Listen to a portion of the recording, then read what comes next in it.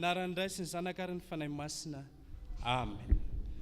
Ho aminareo ry havana ny fahasoavana sy ny fiadanana avy amin'Andriamanitra Ray sy Jesu Kristy mpamonjy antsika ary ny fampiraisana avy amin'ny Fanahy Masina. Miara-misaotra an'Andriamanitra isika ny amin'ity alady faraiky amin'ny 20 ny volana May taona 2024 ity alady izay mbola ibanjina antsika ny lohahevitra manao hoe Andriamanitra miasa ny Fanahy Masina. Andeha dera sy ankalazan'Andriamanitra isika ry havana ka ny salamo 120 no iombonantsika ho fiderana an'Andriamanitra.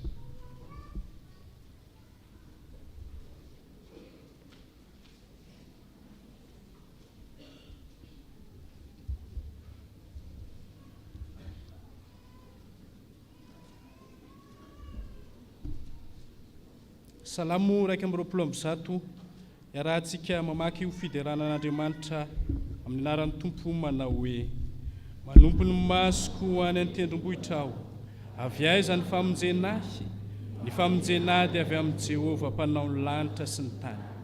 Tsy mba velany angozooza ny tongotra aho, tsy ho rendrehana ny mpiaro anao. Indro tsy mba matorina rendremana ny mpiaro ny Israely. Jehova ny mpiaro anao, Jehova ny fialofanao amin'ny ankavananao.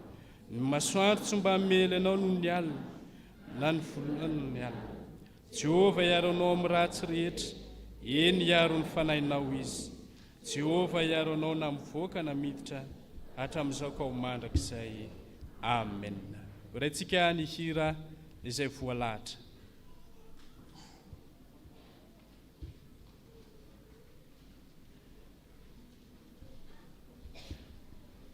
Hira 150 sy 300. Amen.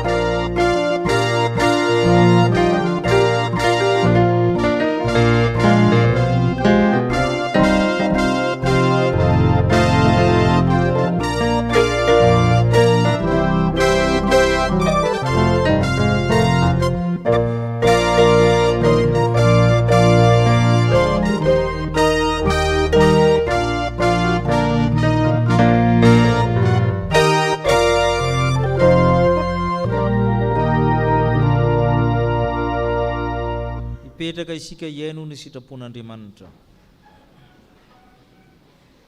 Manana ny didiny tokony tandremantsika ny Tompo. Ampahana amin'izany ny hita amin'ny Efesiamina 4 manomboka amin'ny 5:20. Hoy ny apôstôly Masina: esoriny lainga ka samy milaza marina amin'ny namany avy ianareo. Fa mba samy isany momba amin'ny tenany namantsika isika. Tezera fa aza manota, ako ho tsy tratry ny masoandro milentika ny fahatezeranareo. Aza manome fitoerana ho amin'ny devoly. Oka zay nangalatra tsy hangalatra intsony, fa leo kely aina hiasa tsara mba misy omeny koa izay tsy manana. Oka tsy haloko ny vavanareo ny teny maloto, fa zay teny tsara ho fampanosoana mba azohan'ny olona miaino fahasoavana. Aza mampalahelo ny fanahy masin'Andriamanitra zay nampisy tombo-kase aminareo amin'ny andro fanavotana. Amen. Sambatra ny mahitsy lalana zay mandeha araka lalana Jehova. Teny tamin'ny teny vavolombelona ka mitady azy amin'ny fonony rehetra. Amen. Tsy nahatanteraka izany sitrapon'Andriamanitra izany isika, ndeha isika hifona, ndeha isika netritena anaraka izao vavaka izao. Masina ny teninao, masina ny didinao, masina ny anaranao. Izay dia olombelona manisy, mandainga, mangalatra, manao zay tsy mahamendrika. Tsy mahay tezitra koa izay satria takonanay ny masoandro ary manao folentika mandavan-taona. Mamindrafo aminay. Feno fanambakana eo amin'ny fiainanay, na ny mividy na ny mivarotra, na ny mpiasa na ny mpampiasa. Mangalatra amin'ny tambo-karamany sasany, manodikodina vola. Mamindrafo aminay, mamela mielokay. Nampalahelo ny fanahy masina izay, nefa zany fanahy masina mitombo-kase mahatonga anay ao anatin'ny fanavotana. Betsaka ny tsy mahatanteraka anay na tamin'ny fiteny na tamin'ny natao, na tamin'ny eritreritra, ka mba eno ny vavaka mangina asandatra io fifonana.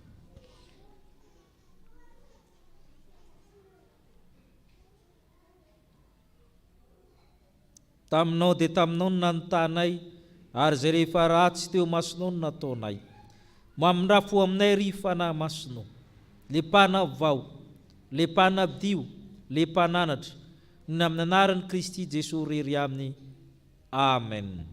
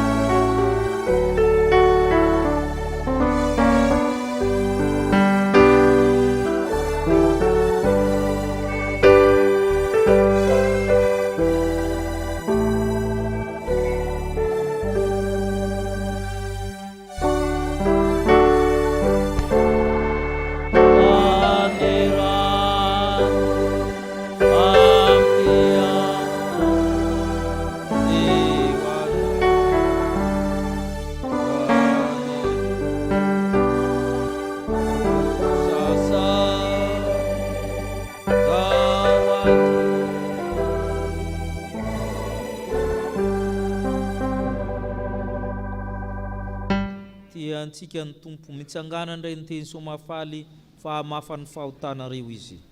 Hoe ny apôstôly Masina, mibeba ianareo mba azo famelana ny elokareo, ary anareo andray ny fanomezana dia ny fanahy masina. Fa ny teny fikasana dia ho anareo sy ny zanakareo, ho an'izay rehetra lavitra na iza antsony Jehovah Andriamantsika hanatona azy. Noho izany ariavana dia voavela sy voafafa avokoa ny fahotanareo. Ny aminaran'i Kristy Tompo, samia mideran'ny Tompo ianareo.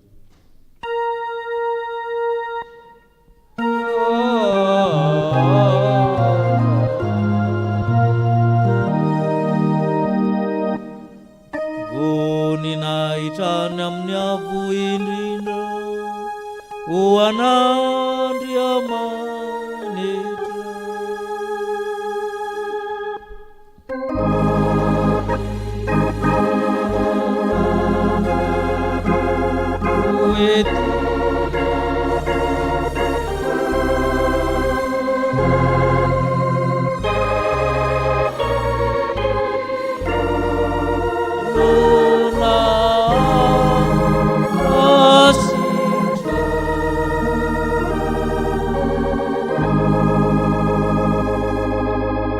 Petraka amin'ny fifaliana isika ianao ny voalahatra.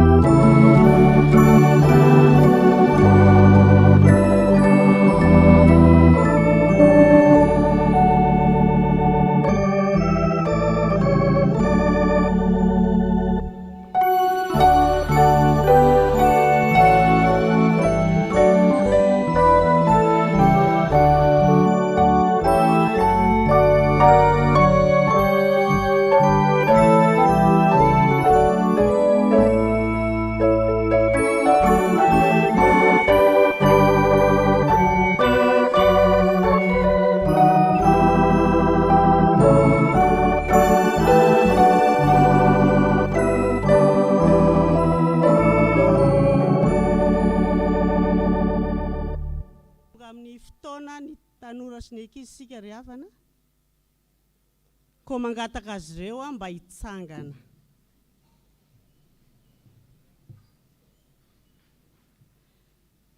Mandritra izay nanaovantsika ny hira fa 7:27 ny andininy voalohany ihany. 7:27 ny andininy voalohany ihany.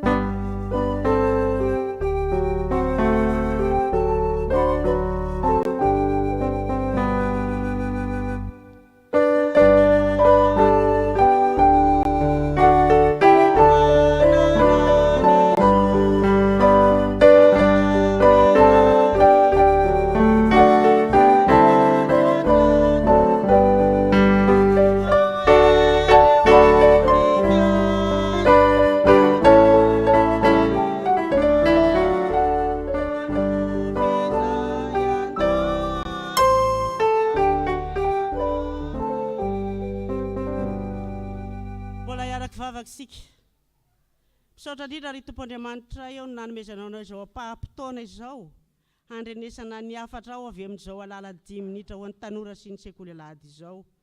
Matoky izay Tompo fa fanahinao masina no miasa amin'ny tsirairay avy hahatakarana izay tiana ambara. Dia mitenena Tompo araka ny fombanao dia amin'ny anaranao Jesosy Kristy Tompo no anaovanay izany vavaka izany. Amen. Afaka mipetraka sika riavana. Jerentsika ny baibolitsika ao amin'ny boky ny Obolana. Obolana 10 andininy 120. tapania. Oabolana fahafolo, andininy faharaiky amby roapolo tapania. Rehefa hitatsika dia raha tsika mamaky amin'ny anaran'i Jesosy manao hoe tapania no ataotsika ka. Fa maty ny adala noho ny tsy fananany fahalalana. Aversika indray mandeha. Fa maty ny adala noho ny tsy fananany fahalalana. Zay no andraisantsika hafatra amin'ny alalan'ny tantara kely anankiray. Samba noho ny vao navoaka sy nivoaka ity lalitra kely anankiray ity. Nampianarina nanidina izy dia navoaka ny trano. Rehefa tafavoaka izy dia tsy hitany natao tany velany dia niverina ihany tao an-trano izy. Nanidina ka nanidina fifaliana ho azy nanatona olona, nanidina sy nymonmonina teny akaikin'ilay olona. Endre ny hafaliany, faly anie zany na nanidina. Nitsikitsika ery. Ela ny ela dia nanatona nireny izy. Dia hoy ny reniny hoe ahoana ny fifalianao anaka tamin'ny sidina voalohany nataonao iny? Bitabitaka ery ity lalitra kely ny teny hoe zaorina eny faly nge ny olona nahita nanidina tena faly be mihitsy izy. Ary rehefa tena nanakaiky ny lohan'olona dia nitehatehaka izy nanome bravo Zay ilay lalitra kely. Niondrika ny reniny teny hoe saotra an'Andriamanitra anaka fa saika maty ianao. Satria ny olona nitehatehaka anao iny tsy nanome bravo anao fa hitehaka sambotra anao hamono anao. Zay ilay tantarantsika androany ry havana. Mampalahelo ny tsy fahalalan'ity lalitra kely anankiray. Lalitra iny ka lalitra. Fa isika kosa tanora sy ny sekolalady eny, isika mpiara-mivavaka rehetra kosa. 80 taona zay nampianarana ny tenin'Andriamanitra tato. 80 taona ny zarana ny fahalalana tamin'ny tanora sy ny ankizy. Ny tanora tamin'izay fotoan'izay 80 taona zay efa antitra izy zao. Efa be ny zavatra nampianarana sy nampahalalana azy. Ny ankizy amin'izao fotoan'izao koa dia ampianarina sy mbola pahalalana. Satria tsy tiana ny hanjoan'ity lalitra ity ka hatateraka ny hoe maty ny adala noho ny tsy fahalalana. Matoky zahay fa isika ray aman-dreny dia mandefa ny zanatsika amin'ny fianarana sy soratra masina. Betsaka ny kilasy misy ato amin'ity toerana ity. Misy ny tanora, misy ny olon-dehibe, misy na dia ireo tsy hoe hianatra sekolalady aza, fa kosa hianatra soratra masina dia efa misy kilasy natokana ho an'izay mba hananantsika fahalalana, mba tsy ho tanteraka amintsika izay voalaza ny oabolana hoe fa maty ny adala noho ny tsy fananany fahalalana. Alao lohaveritsika amin'ny rehetra izay teny izay fa maty ny adala noho ny tsy fananany fahalalana. Koa mahereza ry havana hanohy fahalalana mba hananantsika fahavelomana dia ho n'Andriamanitra rery voninahitra. Mbola hivavaka isika. Tompo Andriamanitra io, misaotra anao ny nampafantatra anay fa hay tokoa maty zahay raha tsy manana ny fahalalana anao dia ny fahalalana anao Andriamanitra. Matoky zahay fa fanahinao izay rahanao aminay. Efa nampianatra anay ary mbola hampianatra anay, hanolotsaina anay, hanoro-hevitra anay mba hanohy fahalalana amin'izao toerana izao eny na tsy amin'izao toerana izao ihany azy, amin'ny toerana misy rehetra. Mampianatra zany fahendrena sy fahalalana zany avy amin'ny alalan'ny teninao. Koa dia omeo hery zahay ahafahana manatanteraka izany. Tafio ireo madinika eo Tompo mba hanana faharetana amin'izany fianarana ny teninao zany amin'ny alalan'ny sekolalady indrindra indrindra. Dia amin'ny anaranao Tompo no anaovanay izany mivavaka izany. Amen.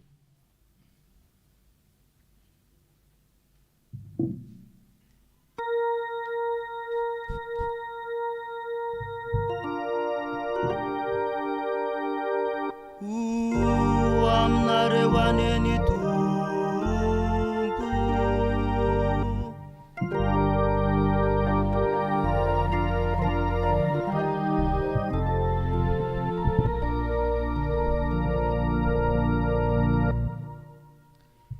ry havana malala tonga ny fotoana izay makintsika ny soratra masina. Ny vaky teny voalohany dia hitantsika ao amin'ny Nehemia toko 7:7-20 ka hatramin'ny 9:30. amin'ny anaran'i Jesosy. Ary nananatra azy mafy ianao ampifirenanao azy ho amin'ny lalanao, kanefa mbola niavinavina ihany izy ka tsy niaino ny didinao, fa nanota ny fitsipikao izay mahavelona ny olona mankato azy. Ka nampiembotra ny sorany sy nanamafy ny atony, ary tsy nety niaino. Nefa nandefitra taona maro taminy ianao, ary ny fananao izay tao amin'ny mpaminanao no nentinao nananatra azy mafy. Fa tsy nety niaino ihany izy, ka dia natolotra ho eo an-tanan'ny firenena amin'ny tany hafa. Nefa noho ny habe ny fiantranao, dia tsy navelana ho lany ringana izy, ary tsy nafonao, satria Andriamanitra mamindra fosy miantra ianao.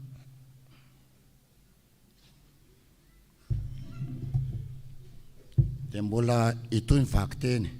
Zany dia hitantsika eo amin'ny Korinthianina voalohany. Korinthianina voalohany, toko 9, raisitsika eo amin'ny 15 ka faranana eo amin'ny faraky amby folo. Korinthianina voalohany, toko 9, 15 ary faranana faraky amby folo. Rehefa hita zany dia vakina amin'ny anaran'ny Tompo. Moa tsy fantatrareo va fa ny olona tsy mba marina, tsy mba handova amin'ny fanjakan'Andriamanitra, aza mety ho fitahina ianareo fa mipijangajanga sy mimpanompo sampy, sy mipakavadin'olona, sy ny sodomita, sy mimpangalatra, sy mipierina, sy mimpimamo, sy mimpanaratsy, ary mimpanao akeriny, dia tsy mba handova amin'ny fanjakan'Andriamanitra. Ary efa mba toy izany ny sasany aminareo, saingy efa voasasa ianareo, efa no Masina ianareo, efa no amarinina ianareo tamin'ny anaran'i Jesosy Kristy Tompo sy tamin'ny fanahin'Andriamanitra. Mbola itony vaky teny.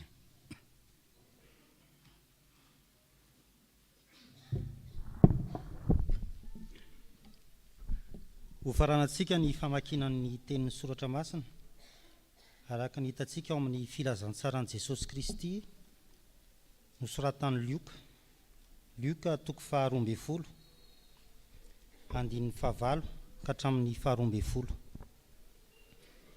Lioka toko 12, andininy 9, ho faranantsika amin'ny andininy 12. Rehefa hitantsika izany dia ho vakitsika eo am-pitsanganana.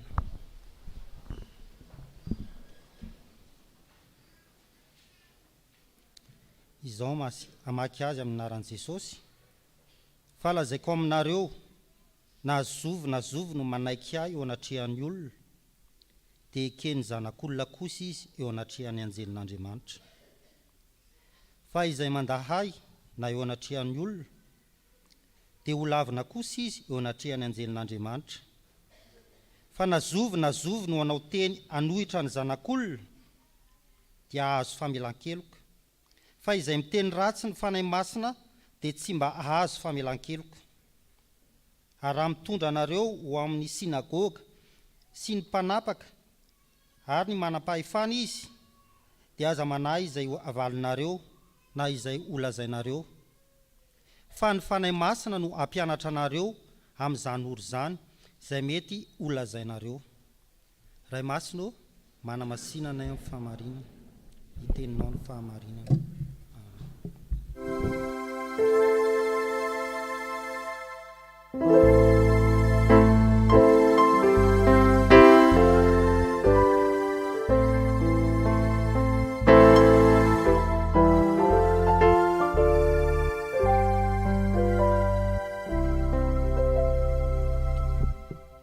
Mbola iaraka ivavakantsika Tompo.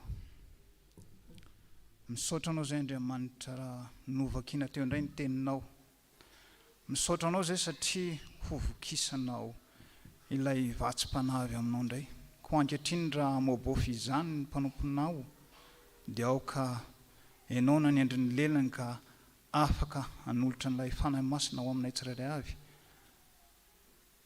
Hanolotsainanay, hahafahanay mandray ilay teninao marina tokoa. Dia amin'ny anaranao no anaovanay izany vavaka izany. Amen.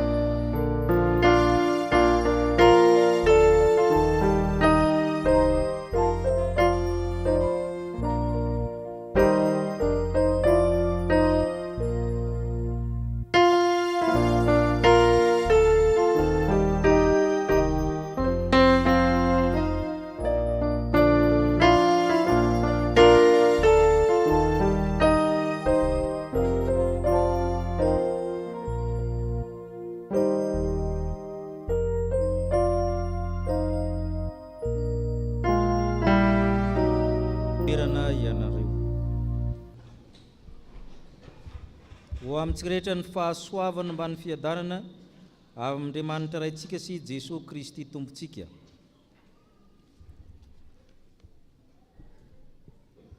Eo amin'ny famaritana amin'ny siansa maha-olona sy ny filozofia dia misy ny famaritana atao hoe personne na olo, ona hozy ny any atsimo any.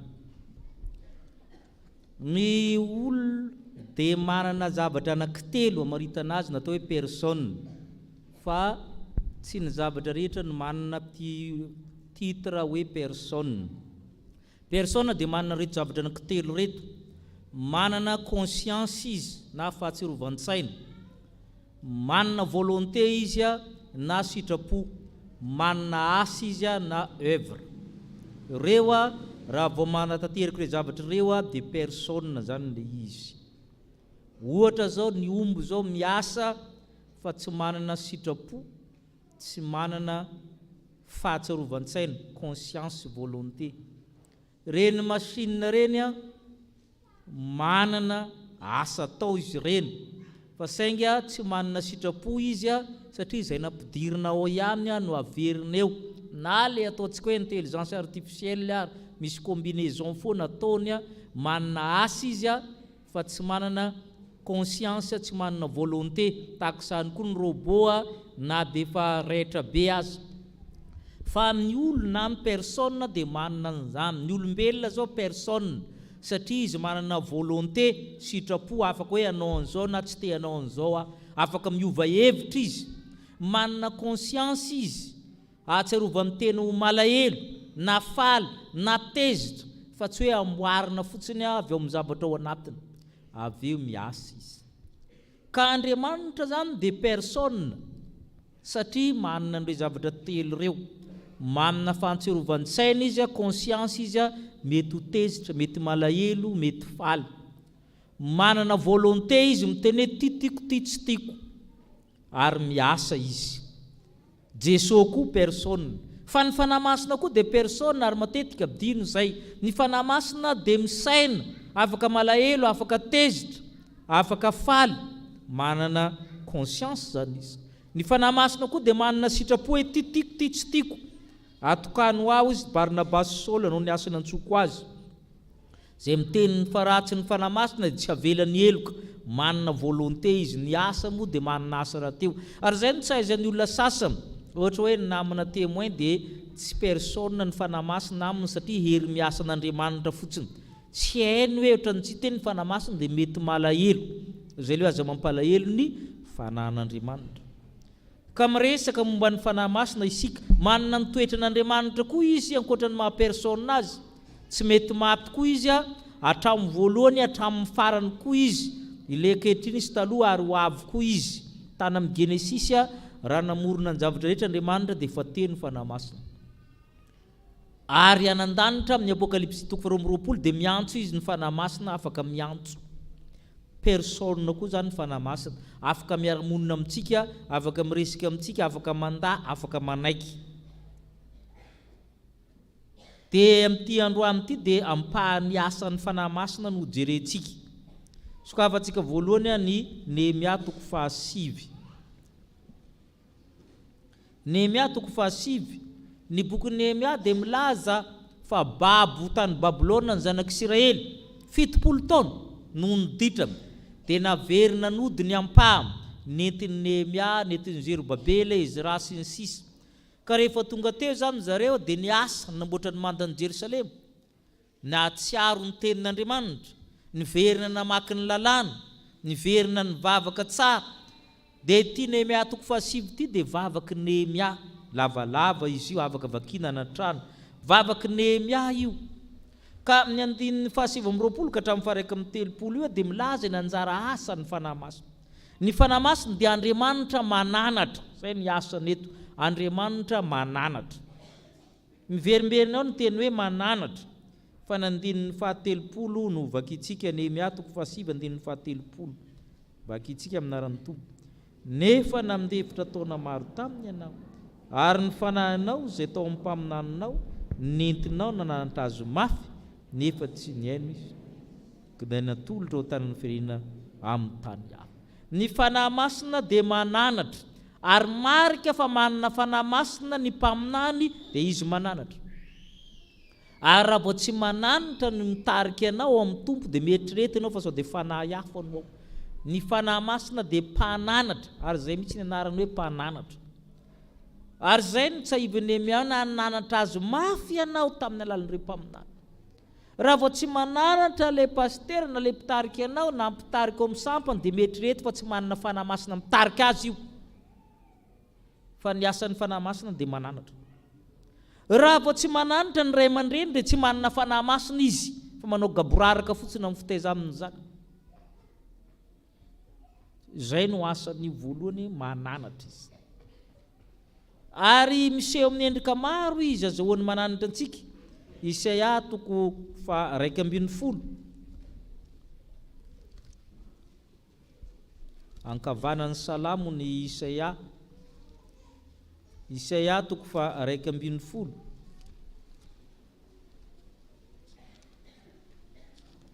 Anehoan'ny tompo ny karazana fanahy ao amin'ny Jesosy, fanahy iray ihany fa miseho amin'ny endrika maro samihafa izay nentiny nananatra. Isaia 1:10 sy ny 2 vaky itsika. Ary isy solofo mitsimoka eo amin'ny fotovy Jese, ary isy mitrebona eo amin'ny fakany Jesosy iresahana tao solofony Jese io. Inaviny ao anatiny izy amin'ny 2. Fanahy amin'ny Jehovah toetra aminy, fanahy ny fahendrena sy fahazavan-tsaina, fanahy ny fanoran-tsaina sy ny faherezana, fanahy ny fahalalana sy ny fahatahorana amin'ny Jesosy. Ireo dia fanahy mananatra atsika, mampirisika atsika. Jaona 4:9.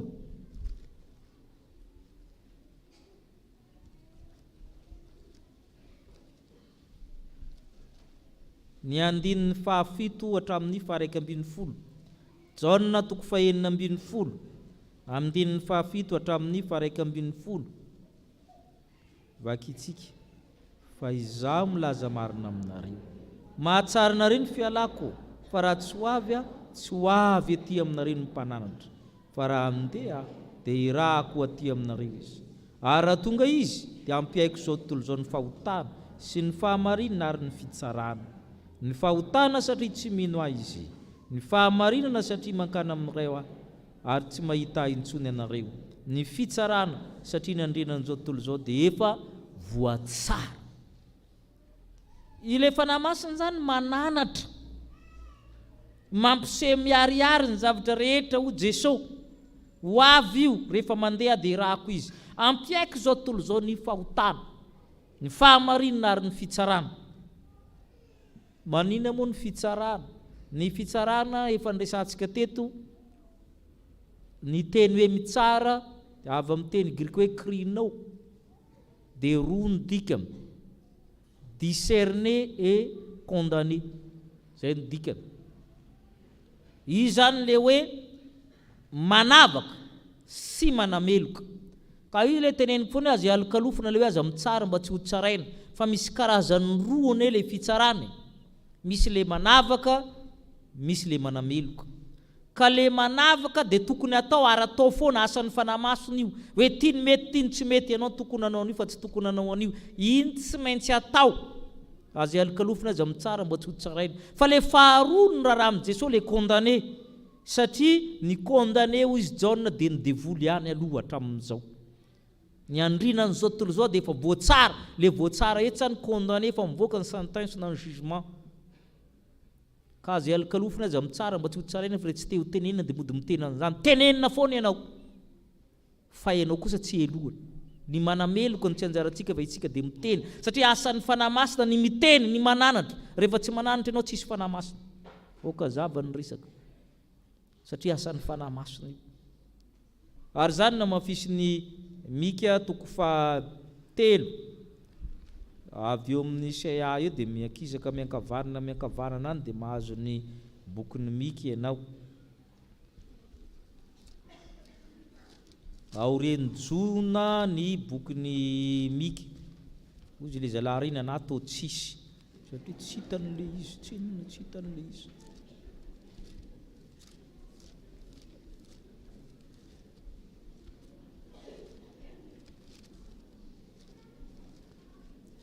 mika toko fahatelo. Le mpaminany namany mika dia mandroborobo olona, mampirisiriska amin'ny olona amin'ny fiadanana, fa tsy mety hananatra amin'ny olona, mamitaka amin'ny olona. Zany ary betsaka ny karazam-pivavahana amin'izao izay mampetipety anao ihany tenenina, izay azahoanao vola, azahoana vady, filaminana, fa tsy miteny izy hoe mibebay ianao fa maditra. Ary izay ny tsy mety tamin'ny mpaminany mika teto. Vakitsika mika toko fahatelo amin'ny 15 hatramin'ny 20. Vakitsika izao ny lazain'i Jehova ny amin'ny mpaminany izay mampanisy ny oloko, dia ireo izay manaikitra amin'ny nifiny nefa mitory fiadanana, izay tsy manisy amin'ny ombavany iantsony ady masina.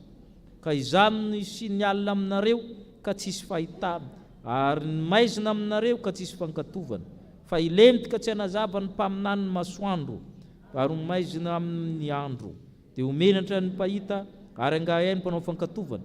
Ny tampimbava avokoa izy rehetra, satria tsy misy valina avy amin'Andriamanitra. Izay nataon'ilay olona izay mampetipety an'ilay olona ihany teneny zareo, nefa mangalatra izy ao ambadika ao. Fa za tsy manao an'izany izy mika amin'ny 15 ahoana ozy izy. Fa izaho kosa dia feno hery dia ny fanahy amin'ny Jehova, mba amin'ny rariny sy ny fahirezana, mba hanambara amin'ny Jakoba ny heliny, amin'ny Israely ny fahotana. Tsy maintsy tenenina amin'ny olona fa mpanota izy, izay le hoe mananatra, fa tsy izay mahafalifaly azy ny tenenina aminy. Tsy manao an'izany tsika izy mika fa feno ny fanahy amin'ny Jehova. Izay ny asa voalohany ny fanahy masina hitantsika eto, mananatra izy. Andriamanitra mananatra ny fanahy masina. Fa jerentsika ny asany manaraka amin'ny Korintianina voalohany toko 9 ny vakina teo. Korintianina voalohany toko 9. Korintianina voalohany toko 9. Ny andininy 120, andininy 120 no vakitsika. Ahoana ozy izy? Ary efa mba toy izany amin'ny sasany aminareo, saingy efa voasasy ianareo, efa no Masina ianareo, efa no amarinina ianareo, tamin'ny anaran'i Jesosy Kristy Tompo sy tamin'ny fanahin'Andriamanitsika. Ianareo efa midiovina, voasasy, no amarinina, no amasinina tamin'ny alalan'ny ran'i Jesosy sy ny fanahin'Andriamanitra. Io zany ny asan'ny fanahy masina zany manadio. Itsika jentilisa ho Paoly betsaka ny zavatra nataontsika. Itsika tsirairay samy nanana ny fahotantsika, ampahana amin'ilay fahotana ny tany saina amin'ny andininy 7 sy ny 10. Inona avy ny teneniny ao? Inona nefa nataonareo? Ny olona tsy marina izy tsy andovo fanjakan'Andriamanitra. Aza mety fitahana fa inona avy natao amin'ny olona? Jangajanga, manompo sampy, mpakavadin'olona, sodomita, mpangalatra, mpierina, mpimamo, mpanaratsy, mpanao ankerina. Efa nanao an'izany nareo Paoly apôstôly. Inona moa ilay sodomita moa? Homosexuel na izy nareo zany bazaha azy. Io le soratra mazava be io an'izay tsara nahita amin'izany. Ireo tsy miditra nan-danitra ozy izy, mazava be zany. Ary nareo sasany ireo ary efa nanao. Mety sisy nanao angabatato. Fa efa no amasinina ozy izy, efa voasasy, efa no amarinina. Zay le asan'ny fanahy masina zay. Efa nanadio atsika izy, efa nanamarina atsika izy ka aza miverina amin'izany intsony. Ezekela 9:30. Ankavanan'ny salamo ny Isaia, Jeremia, fitomanina dia Ezekela. Ezekela toko 9:30. Pejy 577 anoany raha mitovy ny baibolitsika. Ezekela toko 9:30. Miresaka rano izy eto. Ezekela toko 9:30 ny andininy 5:20 hatramin'ny 7:20. Ezekela toko 9:30 andininy 5:20 hatramin'ny 7:20 vakitsika. Dia ho fafazako rano madio ianareo ka, dia ny mba ho afaka amin'ny falotona rehetra sy ny sampinareo rehetra no anadivaka anareo. Ary omeko fo vaovao ianareo, ary fanao vaovao no ataoko anatinareo. Ary esoroka amin'ny nofinareo ny fo vavy, mba omeko fo nofo ianareo. Ary ny fanahiko no ataoko anatinareo, ka atonga anareo andeha araka ny lalako sy tambina ny fitsipiko ka hanaraka izany. Ary onona any amin'ny tany izay omeko anareo ny razanareo ianareo, ka oloko ianareo ary zaho Andriamanitra reo, ary vonjeko afaka mifalotona ianareo rehetra, ary antsoko sy ataoko vokatra ny vary ka tsy anaterako mosary intsony ianareo. Ny rano dia sary ohatra ny fanahy masina, symbole ny fanahy masina. Ny rano zany manambara ny asan'ny fanahy masina, manabdio zany mahatonga antsika rehefa misy batisa dia tsy maintsy mampiasa rano.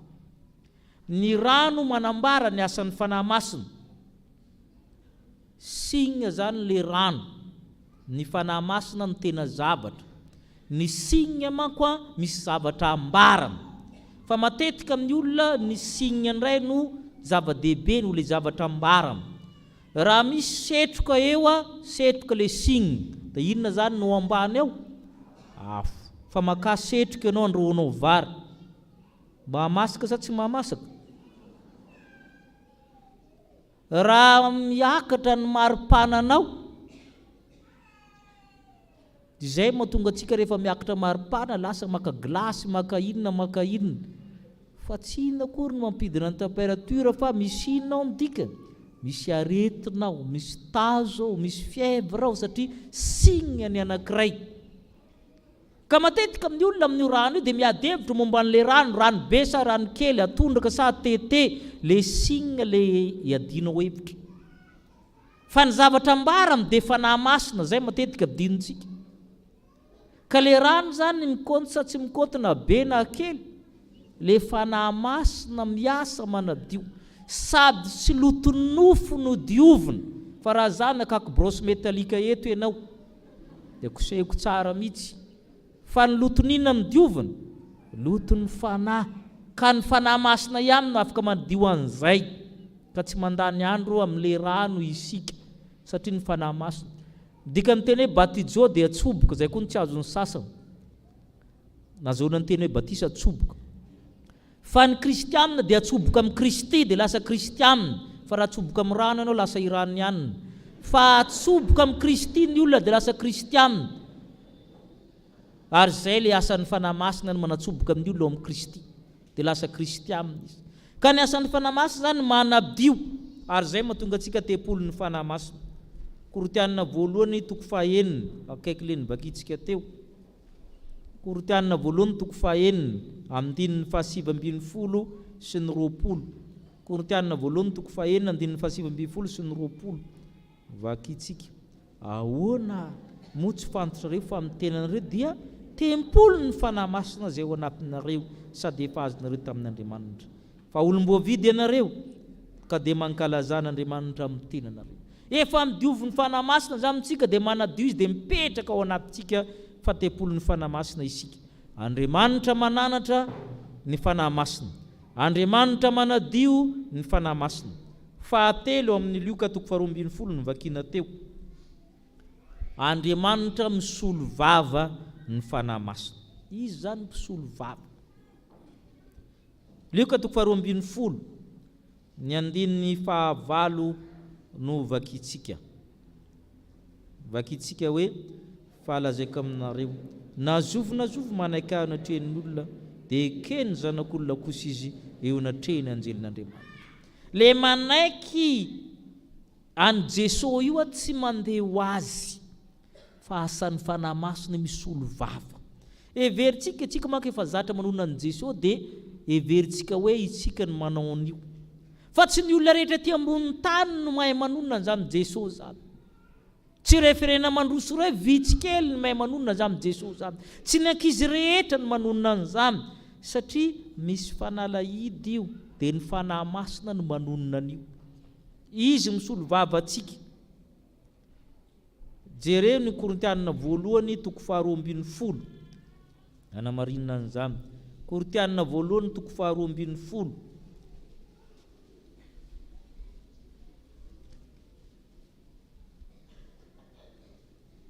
Ny andininy fahatelo. Korintianina 1:12 any andininy fahatelo. Vakitsika. Koa mampahafantatra anareo fa tsy misy olona mitenen'ny fanahy masina ka manao hoe voaozona Jesosy. Ary tsy misy mahay manaiky hoe Jesosy ny tompo raha tsy amin'ny fanahy masina. Zany nazahoan'ny zanakao mivavaka, zany zanakao ny antso an Jesosy satria fanahy masina nao aminazy ao, tsy mandeha ho azy io, tsy ny ankizy rehetra no miantso hoe Jesosy zany na mivavaka amin'ny Jesosy zany, fa asan'ny fanahy masina io. Izy no misolo vava amintsika. Izy le fanteneniny tamin'ny session teo hoe ny fanahy dia miara-milaza amin'ny fanahintsika fa zanak'Andriamanitra isika. Mbola manamafy an'izany Jaona voalohany toko voalohany. Jaona voalohany toko voalohany zany moa akaiky ny Apokalipsisy akaiky ny Genesis. Akaiky ny Genesis ozy ny sasa. Akaiky ny Apokalipsy Jaona voalohany toko voalohany Jaona voalohany toko 4 amin'ny voalohany hatramin'ny 7.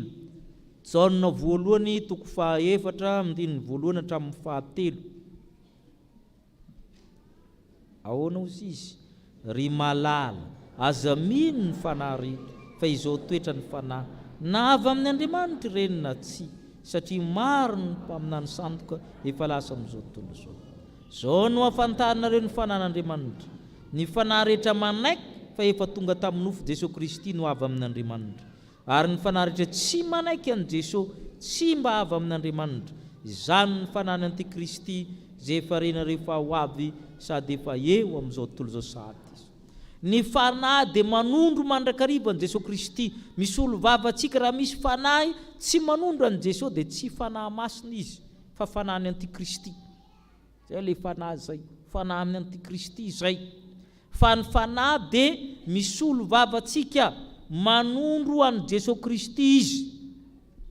Ary zany manahirina anao raha vao miady amin'ny fanahy masina dia vita ianao. Verenantsika ny Lioka toko 12 teo ny andininy 10. Lioka toko 12 ny andininy 10. Vakitsika fa nazovonazovona no teny manotra ny zanak'olona dia azo famelan-kelo. Fa zay miteny ratsy ny fanahy masina dia tsy mahazo famelan-kelo. Ianao raha miady amin'ny Jesosy izy mbola mahazo famelan-keloka. Fa raha vao miady amin'ny fanahy masina ianao zay ny vita. Satria maninona? Ny Trinité, le olo telo nresantsika dia manao relay na fifandimbiasa pahefana. Jehova ny asa Andriamanitra ray tao amin'ny testamenta taloha tamin'ny Israely, na ary na monjy na nanitra na nitsy na nadio ny ta. Vitany azy naniraka an'izy izy, naniraka an Jesosy izy hitantsika amin'ny filazantsara. Ny asa Jesosy namonjy maty mitsy amonjy atsika. Vitany asany niakatra izy tamin'ny andro niakarana dia izy nandimby azy. Ny fanahy masina tsisy hafa faefatra tsony. Izy zany dernier rempart na dernier recours zany ny fanahy masina. Ka raha io ny adivanao dia vita ianao. Zay ny dikan'izay. Jesosy tsy mahafaka manao intervention raha vao tezitra ny fanahy masina. Oka zava-tsara. Io tahaka ny olona manao manana avoka zany. Ianao efa tratra, efa resy, efa tokony gadra, dia nisy avoka nan'olo tena hiady ho anao. Tonga amin'ny fitsarana ompainao izy. Loza ny mahazo anao sa tsy loza? Zay le fandeha. Izy tsy azo soloina tsony satria efa tapitra ny asan'ny Trinité. Ka raha vao miady amin'ny fanahy masina anao dia zay ny vita. Zay ny vita raha vao miady amin'ny fanahy masina. Fa izy koa misolo vavanao koa ety amin'ny tany. Amin'ny 112 sy ny 12 vakitsika. Ary raha mitondra anareo any amin'ny sinagoga sy ny mpanapaka ary ny manam-pahefana izy dia aza manazy havalinareo na izay nareo. Fa ny fanahy masina mampianatra anareo amin'izany oro zany izay mety ho lazaina. Rehefa manana olana ianao ka mihoatra anao enjemin'ny olona amin'ny sinagoga manam-pahefana, aza mieritreritra zay lazaina fa io le avokanao. Ary io tsy mety tanteraka amintsika. Itsika rehefa manady mafia maka stylo mitsy torohevitra manoratra nefa mifamadika amin'izay ny tokony atao. Rehefa milamina ianao afaka miteny ianao misaina satria mena saina ianao. Rehefa tena mikorontana aza mieritreritra tsony fa ny fanahy masina ny manome zay teneninao. Io dia tsy tavavoaka atsika fa dia mikoropaka tsy mitady vola valitena ry mitady ahoana. Ampio hafa eo amin'ny ranona, ampio hafa amin'ny fitsara, ampio hafa anao an'izao. Omena anareo zany ozy izy amin'ny ora tokony lazana an'izany. io fanamasina io zany a misy olo vavantsika ary zay mampampianatra azy. Zao no toko 410 ny andininy 420. Zao no toko 410 filazantsara io ny andininy 420. Vakitsika fa ny mpananatra dia ny fanahy masina zay raha amin'ny ray amin'ny anarako izy nampianatra ny zavatra rehetra sy ampiatsarana ireny zavatra rehetra zay nolazaiko taminareo. Manana double fonction izy, fonction mnémonique na mémoire psychologique koa ilazana azy, sy manana fonction pédagogique. Sady mampianatra izy ny mampahatsiaro, répétiteur. Le mampahatsiaro zany a ny mémoire dia ohatra amin'ny tiroir izay namprime natao no avoakany. Misy tsy afangaro ny imagination sy ny mémoire. Ny imagination misy a reproductive, misy a ny imagination zany a mamerina fotsiny, misy ndray zany izy a mamokatra zavatra vaovao. Fa ny mémoire tsy mamokatra zavatra vaovao. Ny mémoire zany fitadidiana misy avy amin'ny maso, mémoire visuelle, ohatra ny hitanao foana le olona.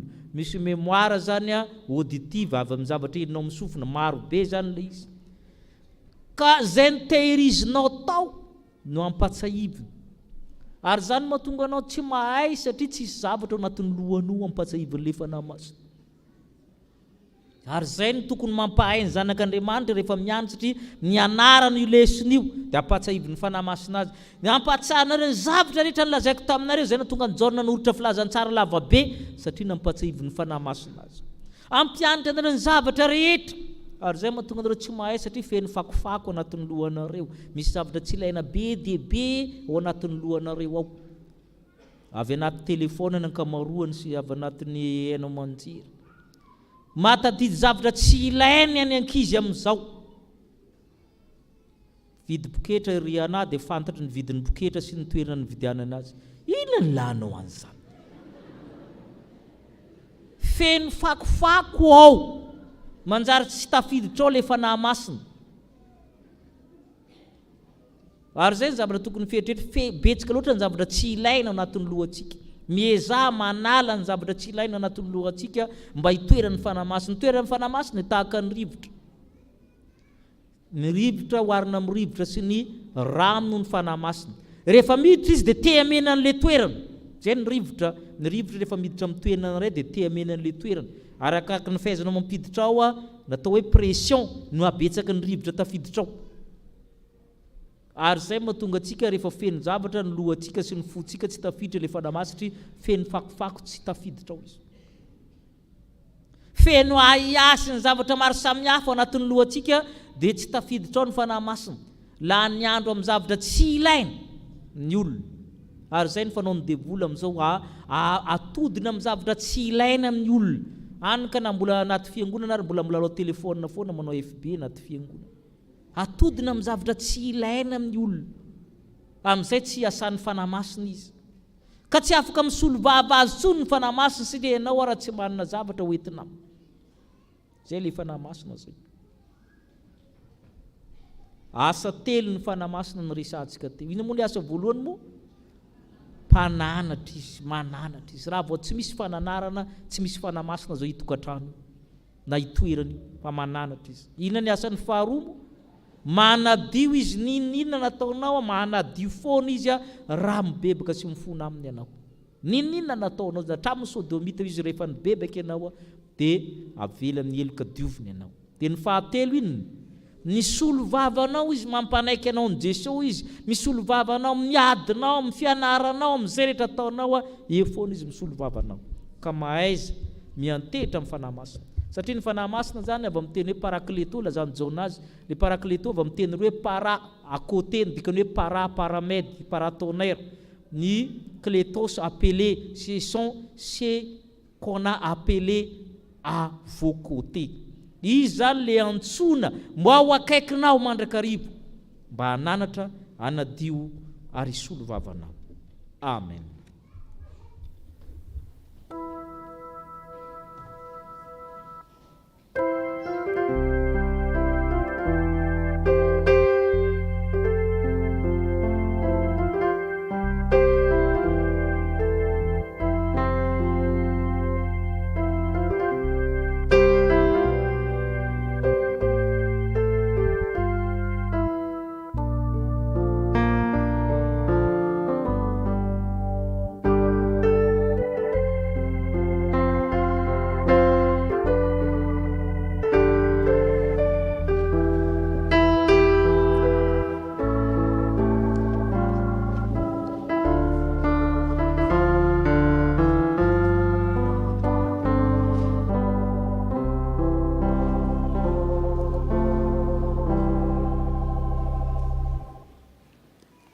Ivavaka isika ry havana. Andriamanitra ray zanaka fanahy masino, misaotra mankasitraka anao zahay ny amin'ny fitiavanao sy ny famindraponao. Niporofonao taminay indray ny fitiavanao tamin'ny alalan'ny nitenenanao taminay tamin'ity androany ity. Misaotra anao zay Tompo fa ny teninao dia mampiorona ny finoanay.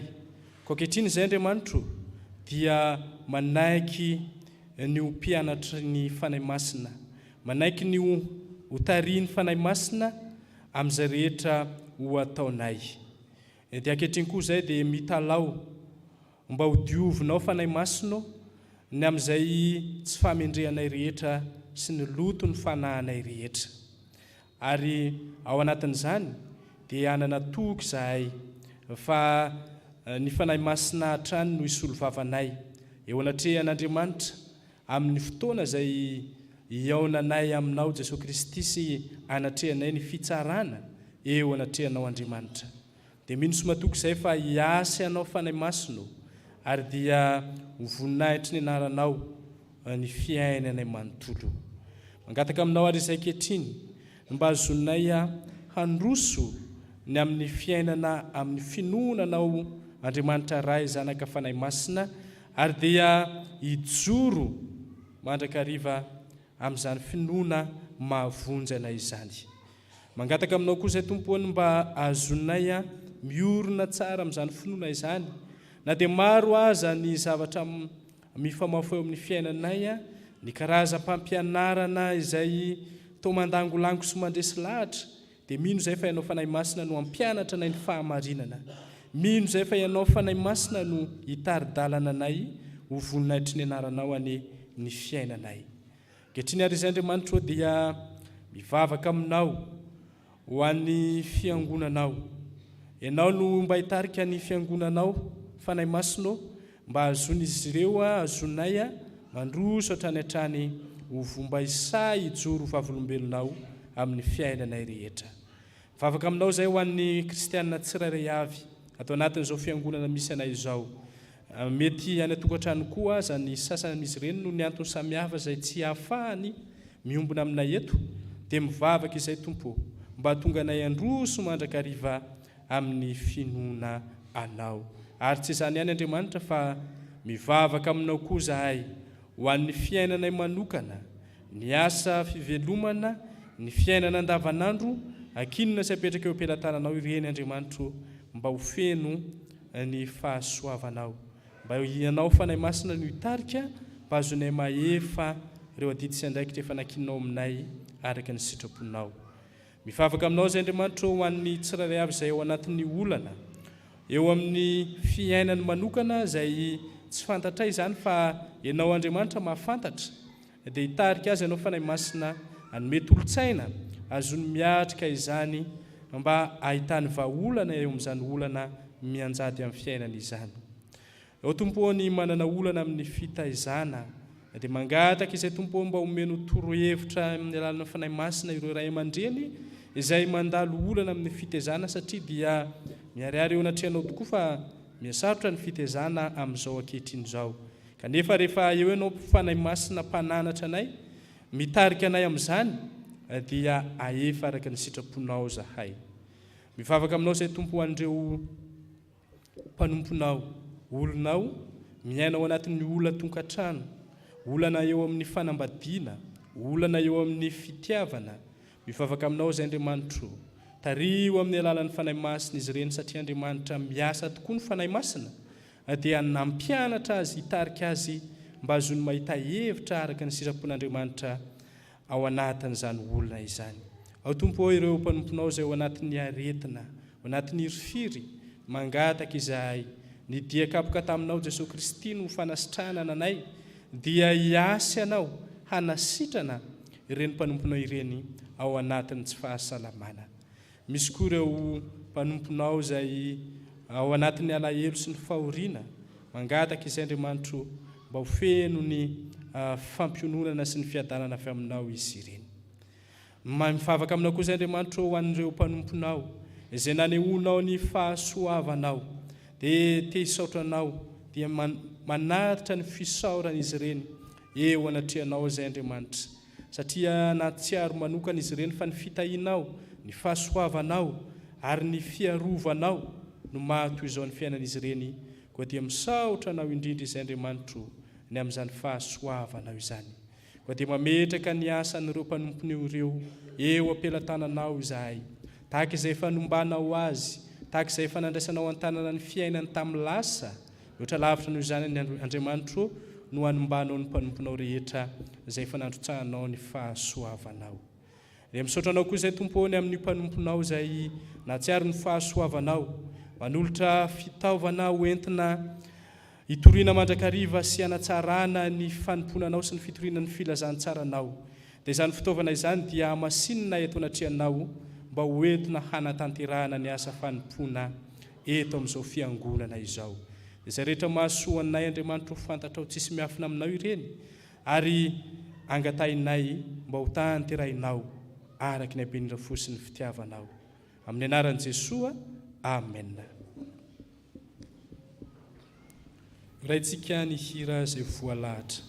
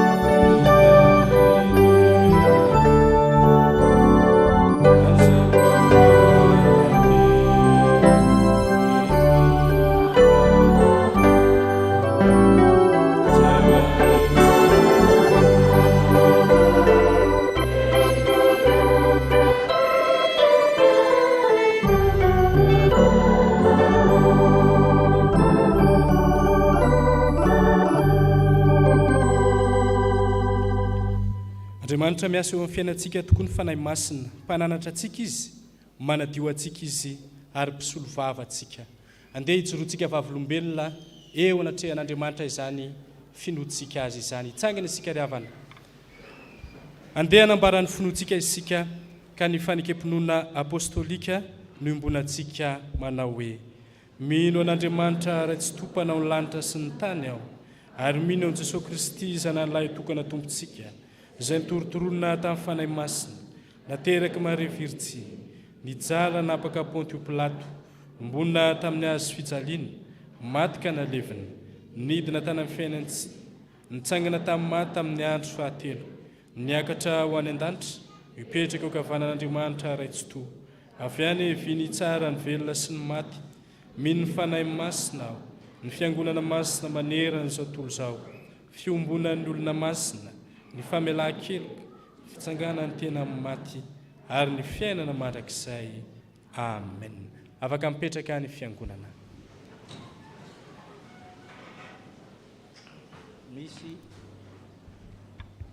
Misy ireo avantsika izay nomen'Andriamanitra 5 sy fara, ny zazakely samy arivony anjara ambinitsoa, nomen'Andriamanitra antsika amin'ny alalan'ny reto ray aman-dreny samy arivony anjara tiana sira velo miamina rina soa.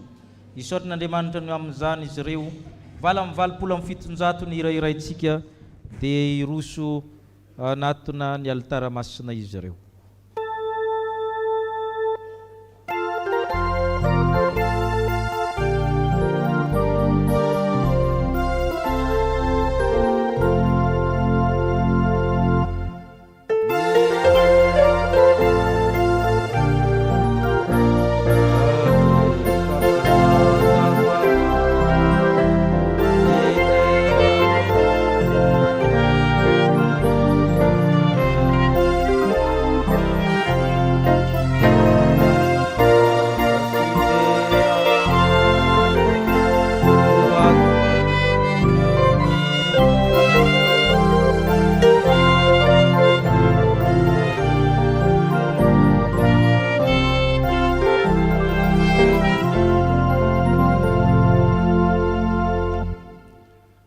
Fifaliana ho antsika no mandray reto avantsika reto nomen'Andriamanitra 5 sy fara.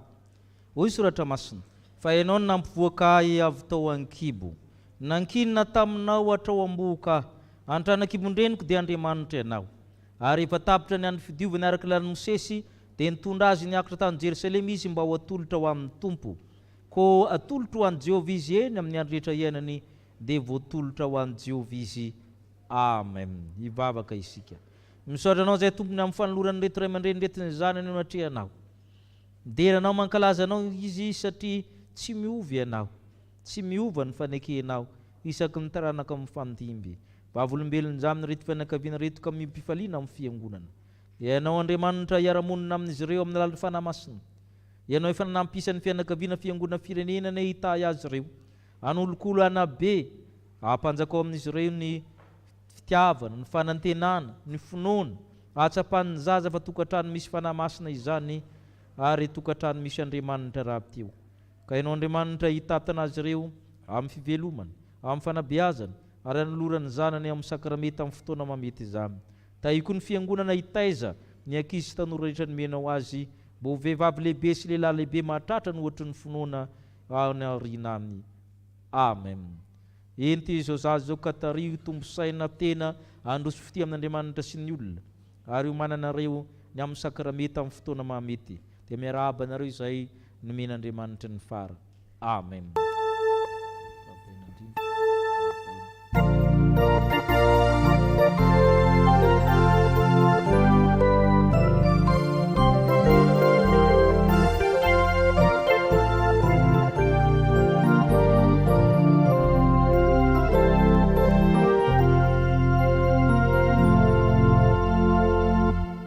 Ny komitény liturgie dia nahatsangana ny braonya hira fanampin'ny fahefitra andininy dia hiakatra aty amin'ny alitary izy ireo hotolorina an'izany fahefana mahabrao zany amin'ny fanokanana azy. Ny fanahy eo midina ny andininy voalohany.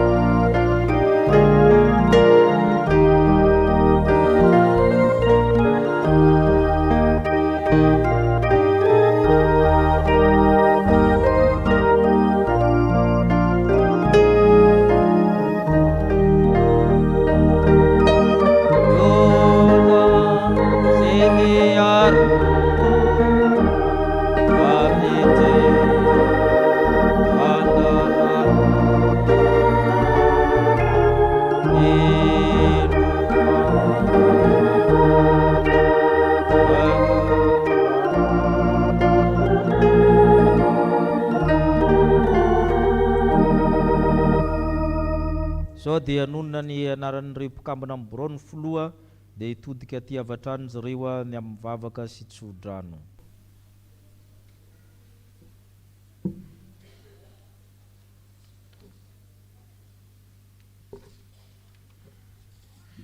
Dia mbola manonona ny fiadanan'i Jesosy Kristy Tompo amintsika rehetra izay mahalala an'Andriamanitra. Ireto avy izay mpikambana ao amin'ny boraon'ny komitény liturgie izay ho tononona eto.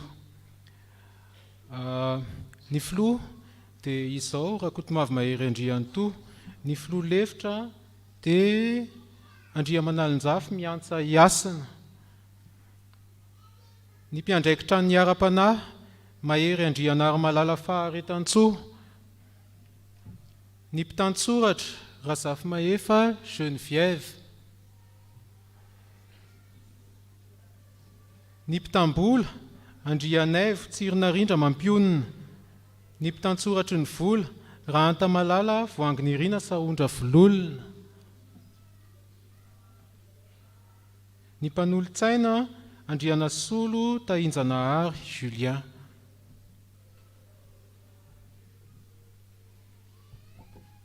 Ny soratra Masina. Efa nanendry mpiambina eo ambony mandanao ary Jerusalema ka mandraka riva na andro na alina dia tsy mahazo mangina ireny. Eny ianareo izay mpampahatsiaro an'i Jehovah, aza mitsahatra, aza mamela azy tsahatra mandra-panaony any Jerusalema ho mafiorina. Amen. Hivavaka isika. Misaotra anao izay tompony amin'ny fahasoavanao lehibe zo anay, manendry reto braon comité ny liturgie reto iay ny liturgie miaraka amin'ny mpitandrina sy ny mpitandrina mpizadrara anomana ny fiangonana ho amin'izany anentina ny ampanany fiangonana ka amin'ny anaranao ametrahana azy ireo amin'izany andraikitra izany ka omenao ny fanahy masina trano izy ireo hitarika azy amin'ny zavatra rehetra ka teterahanao amin'izy ireo ny tsodranonao ny fahasoavan'i Jesu Kristy ny fitiavan'Andriamanitra ray fampiraisana eny amin'ny fanahy masina hitamtananareo naiza naiza alehanareo amen dia teny fohy avy amin'ny filoha no amarana anazy todika aminareo Reo izay birao ny komitin'ny liturgia izay miara-miasa amin'ny mpitandrina sy ny birao mpiangonana dia mananteny ihany koa nefa fiara-miasa feno amin'ny fiangonana sy ny sampana fikambanana rehetra atao amin'ny fiangonana fa izay no mijoro eo dia tsy sanatria rehare fa tsy toeram-boninay io fa asa no apetraka Andriamanitra aminay dia tanterahanay izany ampanitrehitena lehibe dia raha bangona fohy ny anjara asanay izay voalaza ao amin'ny 7:70 ao amin'ny fitsipika anatin'ny fiangonana dia milaza fa ny komitin'ny liturgie dia manomana ny mpanao liturgia eo ambanin'ny fitarihan'ny mpitandrina miandraikitra ny aim-panahy sy fanentanana samihafa mialoha ary aorianan'ny fanompoam-pivavahana ary manolo-kevitra amin'ny fanamboarana sy fifidianana fanaka masina sy lamba masina momba ny liturgia dia izany indrindra ny angatahanay fiara-miasa feno aminareo dia ho an'Andriamanitra irery ny voninahitra amen.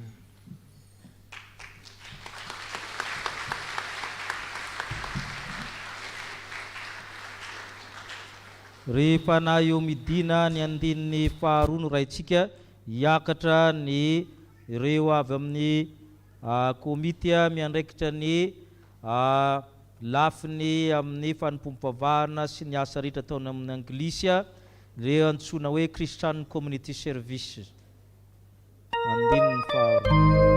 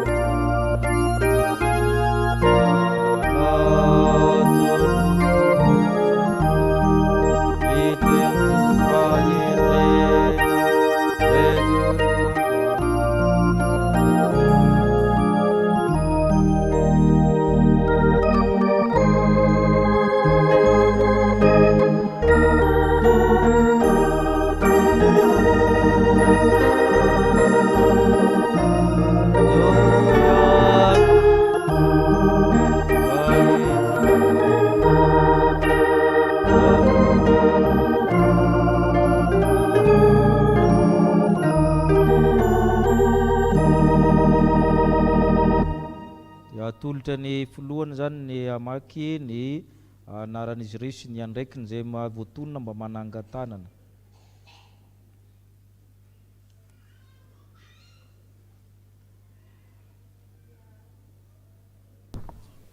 Dia mbola mamerina ny fiarabana amin'ny anaran'i Jesu Kristy tompony tompo sy mpanjakany mpanjaka izahay ato anatin'ity komity ity. Ireto avy ny anarana hatramin'ny androany izay ato anatiny izany komity misehatra amin'ny teny anglisy izany. Andriamatoa sy ramatoa isany Andrianavony 𝗠𝗔𝗔𝗛𝗛 Bernache Anta, Lala fanantenana Aimé Fabienne, Lolona Haro Brian Itokina, Lolona Haro Noa Itokina, Mialy Andrianarivony Liantsoa, Rabe Manantsoa Andraina Andriamaro, Rafanoarana Liantsoa, Rajery Arson-Rindra, Rakoto Malala Taina Miangola, Rakoto Niaina 𝗔𝗟𝗔𝗛𝗛𝗏 Randry Christina Polidoré, Randria Mampianina Fifaliny Ndrina, Randria Narson Harlofina Rindra, Randria Narivo Oly Arsoa Iankotina Olivia, Ranoro Arsoa Henriette izay tsy eto fa namita anjara fanompoana any Manjakandrina, Ratefiniaina Sara Muriel Soatoly, Razafitsalama Lohahevitra, Razanajafy Liva Niaina Armanantsoa, Ravonjy Arvelo Tahiry Kanto ary ny tenako Rakotondrazafy Vola. Asa raha misy adina. Tia namantsika takaikintsika ity koa adiniko mialatsy indrindra. Todika aty amin'ny alitara masina ianareo. Hoe soratra masina. Rejoice always, pray continually. Give thanks in all circumstances, for this is the God's will for you in Christ Jesus. May the grace of our Lord Jesus Christ, the fellowship of Holy Spirit, and the love of God be with you evermore. Amen. Itodika amin'ny altara izy ireo, itodika amin'ny fiangonana izy ireo, dia marina izany amin'ny zay zavatra efa nomanina. Ety alohan'ny amarananay azy dia mamerina sahady ny fisaorana tamin'ny amin'ny ray aman-dRen-mpitandrina ny birao-mpiangonana ary tsika mpiara-mivavaka rehetra amin'izay ho fiara-miasa rehetra, ny amin'ny toridalana rehetra ary indrindra ny amin'ny fanofanana izay efa nisitrahanay. Atomboka avy hatrany zany fiara-miasa amin'ny fiangonana izany amin'ny alalan'ny famakiana andalan-tsoratra masina ary indrindra fanaovanay hira anankiray izay iarahanay aminareo araky ny tononkira izay efa nizarana teny am-pidirana.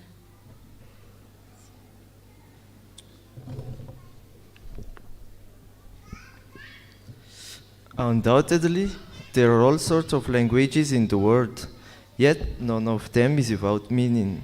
If then I do not grasp the meaning of what someone is saying, I'm a foreigner to the speaker, and the speaker is a foreigner to me. So it is with you, since you are eager for gifts of the Spirit. Try to excel in those that build up the church. For this reason, the one who speaks in a tongue should pray that they may interpret what they say. For if I pray in a tongue, my spirit prays, but my mind is unfruitful. So what shall I do? I'll pray with my spirit, but I will also pray with my understanding. I will sing with my spirit, but I will also sing with my understanding. Amen.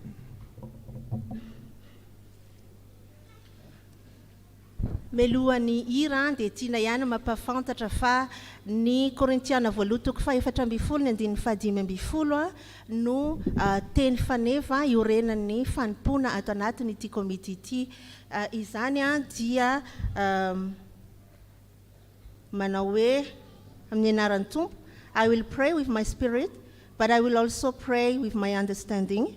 I will sing with my spirit, but I will also sing with my understanding. Raha dikatsika amin'ny dikateny malagasy dia manao hoe sady hivavaka am-panahy aho no hivavaka an-tsaina ary hihira am-panahy aho no hihira an-tsaina.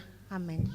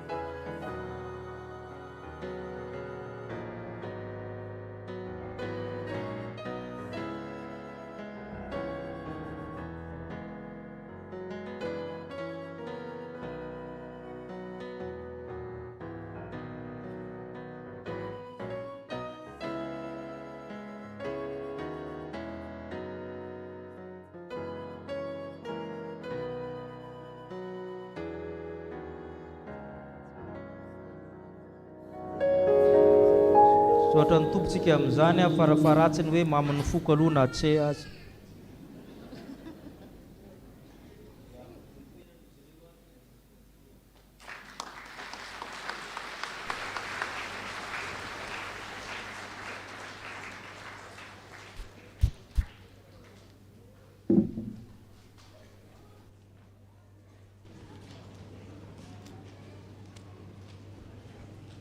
Iroso amin'ny vaovaon'ny fiangonana isika.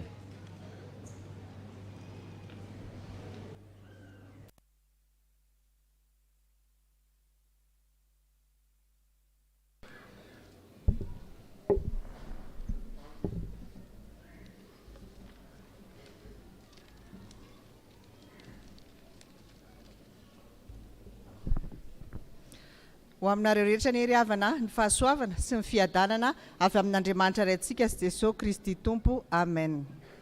Toy izao indray vaovao ray izao marain'izao avy amin'ny mpitandrina sy ny biraon'ny fiangonana. Ampatsahivina isika mpianakavy finoana fa manomboka ny hariva ny herinandro Fanahy Masina. Ny sampana sekolelady mitarika izany manomboka amin'ny 4 ora tolakandro. Ireo sampana izay mbola tsy nandray ny anjara laboziany dia mba mandray izany ao amin'ny sekretariat. Anjaran'ny fikambanan'ny dekona sy loholona no mitarika ny herinandro Fanahy Masina lakamisy ho avy izao manomboka amin'ny 9 ora hariva. Mianatriry sika alohan'izany manomboka amin'ny 4 ora tolakandro. Ny fitsangatsanganan'ny fiangonana amin'ny alatsinain'ny Pentekosta dia atao eny amin'ny frère Capucin Ambomalaza. Anio aorian'ny fanompam-pivavahana maraina ny farafisoratana anarana amin'izany. Mba ho fandaminana dia samy misoratra anarana daholo na ireo andeha fiara imbonana na ireo andeha fiara manokana. Marihana fa 500 ariary no fandraisana anjara izay aloha eo ampisoratana anarana. Ny fivoriana fanaon'ny biraon'ny fiangonana sy mipihevitra raha amin'ity volana mety dia atao ny zoma 20 Mey ho avy izao. Ny biraon'ny fiangonana amin'ny 4 ora ka hatramin'ny 5 ora. Ny mpihevitra raha kosa amin'ny 5 ora hatramin'ny 4 ora. Manantena ny fahatongavantsika. Vaovao avy amin'ny sampana.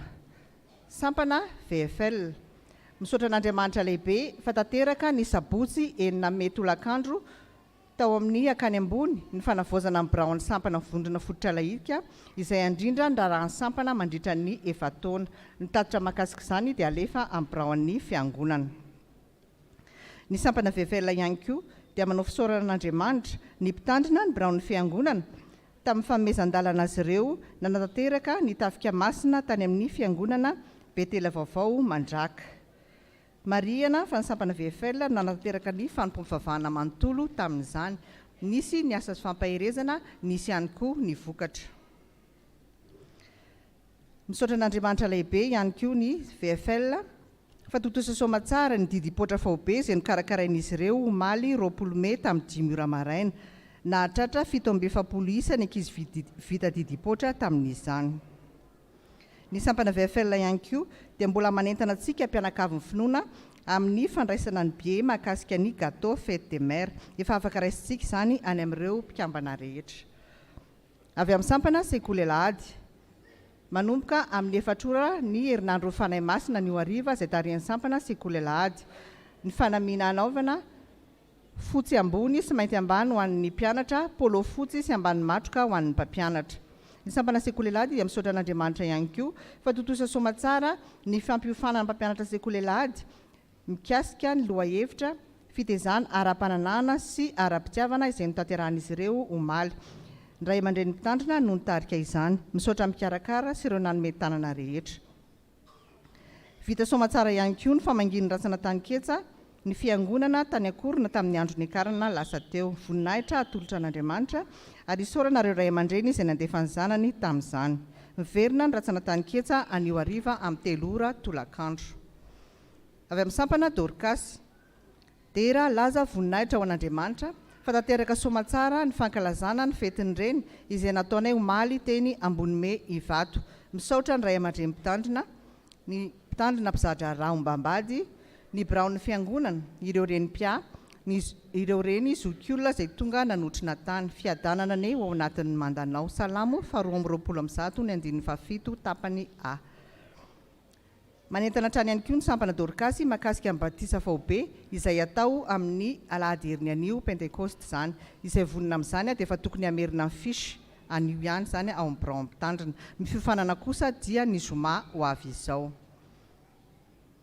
Anio ny sampana dorkasy dia manana ny anjara fanompoana any manjakandriana, mitrotro ambavaka azy ireo sika amin'izany.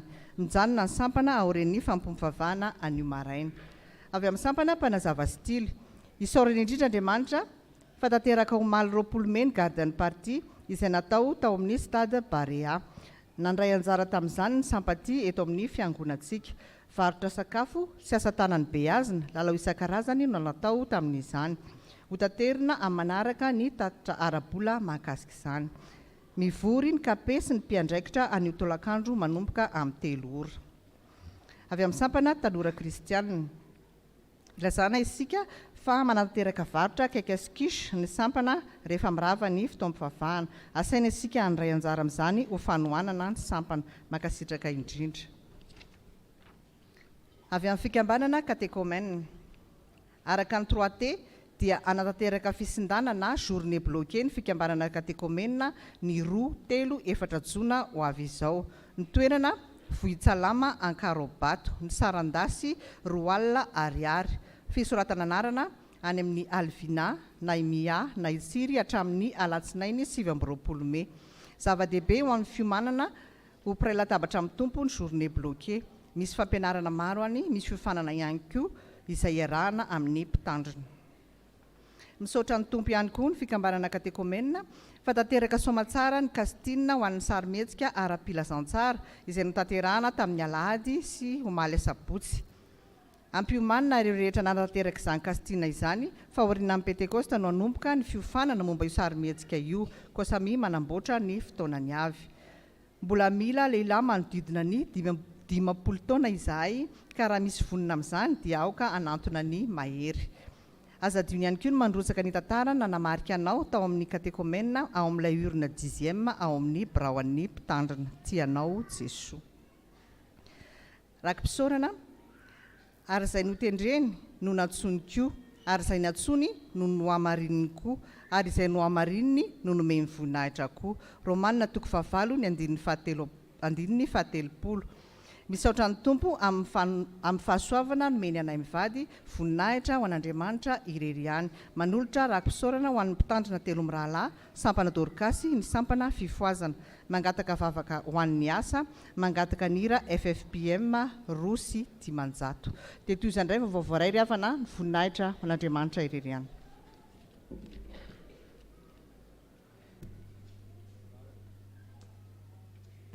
Araka izany dia misoratra anarana antsika amin'ny fitsangatsanganana ny latsinain'ny pentecoste zany ana amin'ny sampana na ho amin'ny bro zany tsika no misoratra anarana araka ny voalaza teo 500 ariary raha tsy diso ny fisoratana anarana.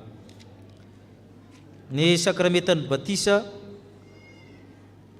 ny zazakely zaka manantsoa feno asina miotsoa, zanakely zaka manantsoa fanantenana avitra sy razoarymananta mampiezaka hitsangana zay ao.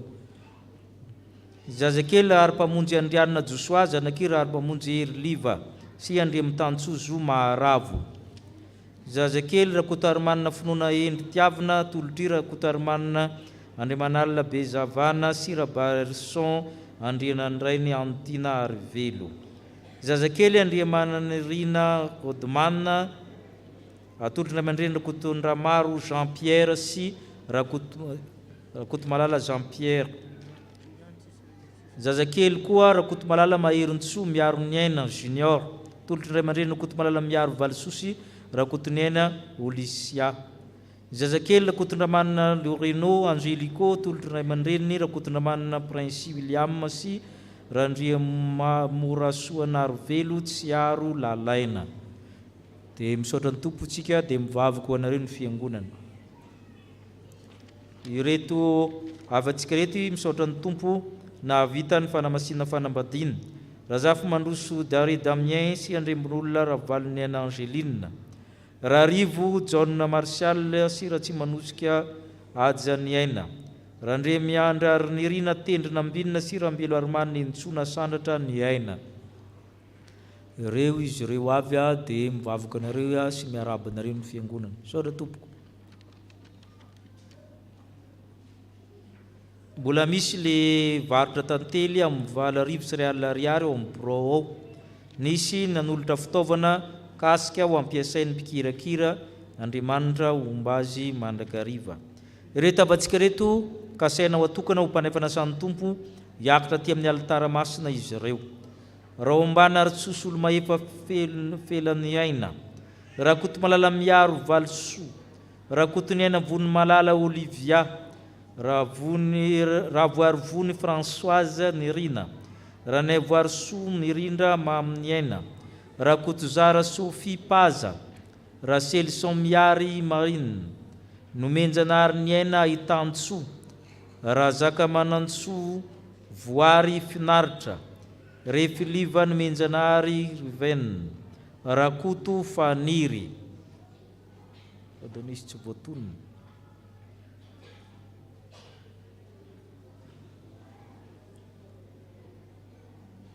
Ivavaka isika. Misaotra anao zay tompony amin'ny fahasoavanao zay manolotra reto vokatra reto mba ho amin'ny fiainana mandrakizay rehefa miray latabatra aminao. Ianao fanahy masina no manazy amin'ny fanokanana ka ny toe-tsaina ny fanahana ny aranofo ho maninao amin'izany ka ho hisy fiandraikana amin'ny tokantrano misy azy ireo tsirairay avy mampanefana san'ny tompo no ny fahamasinana sy ny fahamarinana zay atafonao azy ireo satria efa nisasan'ny fanahy masina izy ireo. Apetraka ambany fahasoavanao ny ara-pahasalamana izay rehetra ataony hanomezam-boninahitra anao noho ny amin'ny anaran'i Kristy irery ihany. Amen. Iny ary mahazo toerana ireo dia azo adonona ny rojom-bavaka.